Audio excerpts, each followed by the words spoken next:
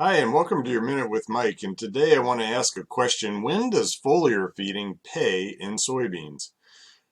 Well, first we got to look at basic plant nutrition. This is a nutrient availability chart based on the pH of your soil. Most of us are working to get our pHs in between 6 and 7 for most crops. And you can see most of the nutrients we focus on are available in this range. That's why we want our soil pHs there. But I want to call out three nutrients that foliar feeding has a special role for. We spend a lot of time talking about nitrogen, potassium, and phosphate in our broadcast programs, but potassium has a special role to play in soybeans. There's two others that are really important in soybeans, manganese and molybdenum, and you can see on this chart, they don't play like the rest of the crowd does. They tend to not be available when we do a good job with our liming. So let's talk about potassium. What does potassium do, and why do I mention it with foliar feeding? Well, potassium is really important in drought tolerance. So keeping potassium level in the tissues helps with these little things called stomates, which manage stress during drought. Adequate potassium levels prevent lodging at harvest to give you a strong, standable crop. There's nothing worse than having a field of soybeans drop down and be lodged at harvest. They're important in photosynthesis. That's why when you see deficiency, like in this picture, you start to get this yellow margin around the leaf edges. And finally, soybeans love potassium, and they remove more potassium per bushel than any other row crop that we grow, 1.4 pounds of K2O per bushel. If you're already seeing potassium deficiency on your leaves, you're already too late. So you need to stay on top of this element, and every chance you get, put a little bit out there.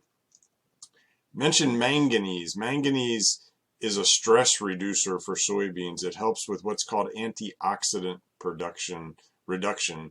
It's involved in photosynthesis. That's why when you get low in manganese, you get this yellowing. And there's actually a symbiotic relationship with nitrogen fixation. We all think a lot about how can we add more nitrogen to a soybean crop. Well, it's to make sure you've got plenty of manganese. The irony of manganese is the better job you do with liming, and we are always talking about the importance of liming, the more likely you are to see a manganese deficiency because it's most available at low acidic pHs. The next player out there is molybdenum. LSU says it's a vital component of fixing atmospheric nitrogen. And when you think about nitrogen in soybeans, this is the picture you should have in your mind, a well-nodulated root. These nodules that host these rhizobium bacteria do all the heavy lifting for you and are so important to provide adequate nitrogen for your soybean crop. So don't pass up molybdenum. Again, it's most available at alkaline pHs, and we need to make sure we've got adequate molybdenum throughout the life of our crop to support these nodules and give your crop plenty of nitrogen. So what's the solution? We've custom built foliar legumes to support your soybean and legume sprays. It's a great blend with NPK, a high level of manganese, and a very good rate of molybdenum. It can be applied during vegetative stages with most post-herbicides and R1 to R5 with fungicide insecticide sprays. So be sure to include foliar legumes on all your post sprays on soybeans. Your soybeans will thank you, but more importantly, your wallet will thank you. Have a great day. Thanks for listening.